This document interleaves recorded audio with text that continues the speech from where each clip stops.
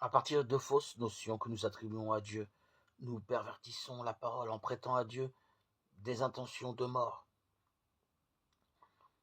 en appelant mal ce qui est bien et bien ce qui est mal. Ésaïe 5:20. La parole pousse vers la vie, même si elle est exigeante et vigoureuse. Si elle demande de quitter ce à quoi nous nous accrochons et qui fait mal, elle relie et ne divise pas. Si elle oriente vers certaines séparations nécessaires, c'est pour un amour plus juste, mieux situé. Elle éclaire nos contradictions, elle ne saurait amener à une mort psychique ou à la destruction de notre santé et de notre corps. C'est par une manipulation et une perversion de la parole présentée par Satan que Jésus a été tenté. Luc 4:1-13. Et il reprochera vigoureusement aux pharisiens leur comportement sur ce plan.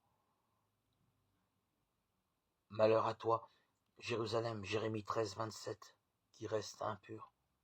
Vois, je mets aujourd'hui devant toi la vie et le bonheur, la mort et le malheur.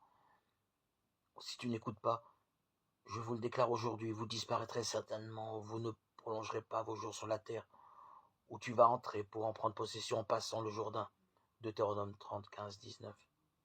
Tu choisiras la vie pour que tu vives, toi et ta descendance. Nous pensons que Dieu maudit, punit. Dieu ne punit pas. C'est nous-mêmes qui attirons notre malheur. La parole avertit, alerte.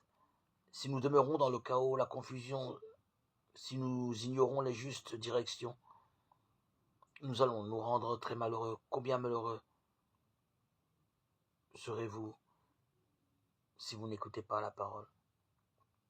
Si le grain de blé qui tombe en terre ne meurt pas, il reste seul.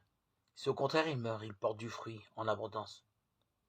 Cette formule n'est pas qu'une image poétique. Jésus nous renvoie là à une loi essentielle. Pour être fécond, il est nécessaire de passer par une forme de mort. Le problème est qu'il y a confusion entre mort et destruction. Nous ne savons pas à quoi mourir. Il ne s'agit pas de se tromper de mort.